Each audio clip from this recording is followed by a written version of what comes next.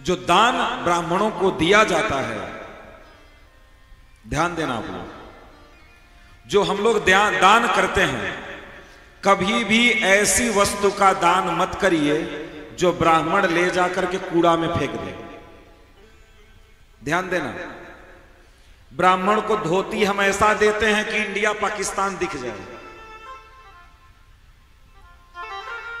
जो दुकान में सबसे रद्दी कपड़ा है वो पंडित जी को ले जाकर के, पंडित जी बड़ी श्रद्धा भाव से आपके लिए कपड़ा लेकर के आए, आप लीजिए।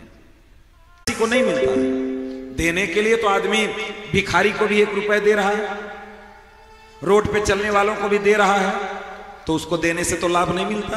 क्यों नहीं मिलता? अब सुन लो कि दान देने से लाभ कैसे मिलता है। आपने हमको 10 रुपए दिया, हम जाकर के गांजा पी लें, जो गांजा पी करके पाप किए वो पाप का 6वां भाग आपके खाते में चला जाएगा। समझ में आ गया? आप लोगों को नहीं बोल रहा, मैं अपने को बोल रहा हूं। अगर आपने हमको 10 रुपए दिया और हम ले जाकर उसका गांजा पी गए, दारू पी गए, तो जो हम पाप किए आपके पैसे से, आप पाप नहीं किए, पाप हम किए, लेकिन हमारे पाप जो किए उसका 6वां भाग आपके खाते में चला जाएगा। बिना पाप किए आपके खाते में पाप चला जाएगा। इसीलिए कल या परसों हम चर्चा किए थे कि जो ब्राह्मण मीट मछली अंडा मुर्गा दारू खाता है उससे न उसको दान देना है और न तो उससे कोई भी धार्मिक अनुष्ठान अपने घर में करवाना है। एकदम ऐसे लोगों का पूर्ण रूप से बहिष्कार होना चाहिए, पूर्ण रूप से बहिष्कार होना चाहिए। अगर ऐसा खा पी करके आए, खा पी करके अगर आए, कुछ बोलना नहीं, देखिए सावधान रहना है, कुछ नहीं बोलना है, हाथ जोड़ कर कहना, पंडित जी क्षमा करिएगा, हम असमर्थ हैं, हम नहीं करवा पाएंगे। मैं सच कह रहा हूं, अगर आप लोग ऐसा कर दें तो ब्राह्मण अपने धर्म का पालन करने लगेगा, निश्चित करने लगेगा। कहेगा भैया अब जजमानी नहीं मिल रही है, कोई हमसे पूजा पाठ नहीं करवा रहा है, अब भैया सुधरना पड़ेगा, लगता है सुधर जाएगा अपने आप, अपने आप सुधर जाएगा। और इसमें केवल ब्राह्मण की गलती नहीं, गलती आप सब की है। ब्राह्मण आता है, जो मांगता है वो आप देते हो, बना के खिलाने वाले भी तो आप ही हो, खिलाने वाले भी तो आप ही हो।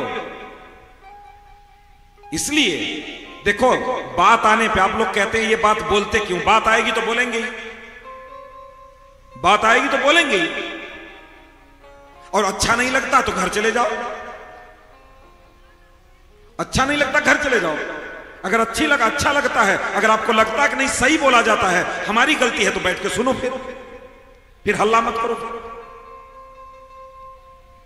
कहा इसलिए जा रहा है कि आप मेहनत से कमाते हो, उनसे कोई अनुष्ठान करते हो, उनको दक्षिणा तो देते हो, और वो दक्षिणा ले जाकर के दारू पिएगा, क्योंकि अगर वो दारू पीता है तो दारू ले जाकर के पिएगा, तो तुम्हारे पैसे जो ले जाकर के वो दारू पिएगा, मीट मछली खाएगा, जो वो पाप करेगा, उस पाप का 6वां भाग तुम्हारे खाते में आएगा कि नहीं? बताओ, आएगा कि नहीं? आएगा तो फिर ऐसे लोगों से करवा के क्या लाभ है? तुम पाप नहीं कर रहे हो, फिर भी तुम्हारे खाते में पाप आ रहा है। और जो निष्ठावान ब्राह्मण हैं, जो शुद्ध सात्विक आहार, जिनके घर में भागवत आदि का मंत्रोच्चारण होता है, पठन पाठन होता है, ऐसा ब्राह्मण कहे अगर कि हम आपका अनुष्ठान करवाएंगे, लेकिन हमको 21,000 रुपए चाहिए, तो आप 21,000 देकर उसको लेकर के आओ, घर में करवाओ उससे धार्मिक अनुष्ठान। वो जितना पैसा मांगता है उतना पैसा देकर उसको लेकर के आओ और अपने घर में अनुष्ठान करवाओ। तो शुद्ध सात्विक है, उसका फल उसको मिलना चाहिए कि नहीं? मिलना चाहिए ना। इसलिए,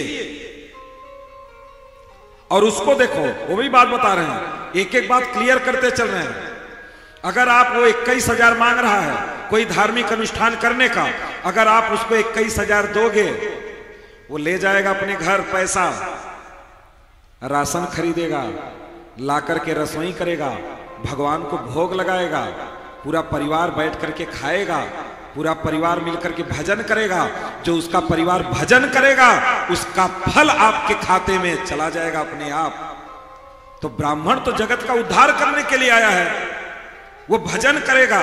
देखिए ब्राह्मणों की वृत्ति है मांगना। जैसे हम लोगों का जीवन मांग के ही तो खा रहे हैं, हम लोग तो मांग के खा रहे हैं। जिसके घर रहते हैं उसी का खाते हैं। भजन करेंगे तो उसके खाते में जाएगा कि नहीं? बिना भजन किए उसके खाते में जाएगा। इसलिए ब्राह्मण का जन्म जगत कल्याण के लिए हुआ है। मीट मछली अंडा दारू कहीं खाने के लिए नहीं हुआ है। उसका जन्म इसके लिए नहीं हुआ है, जगत का कल्याण करने के लिए।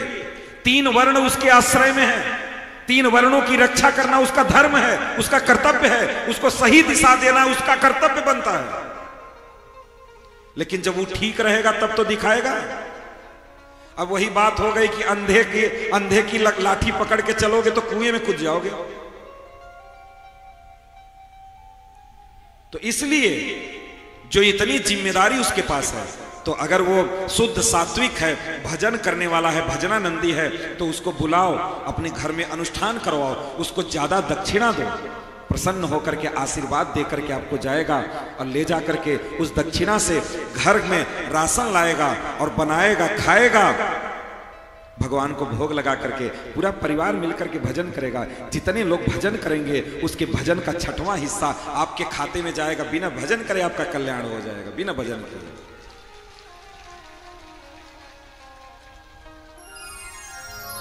अब बताओ ये बात अच्छी है कि नहीं? अच्छी है ना? तो मानना तो चाहिए, हम लोग मानना चाहिए। इसलिए देखो, जीवन में कहीं दुनिया में कोने में रहो, सच को सच बोलना सीखो और झूठ को झूठ।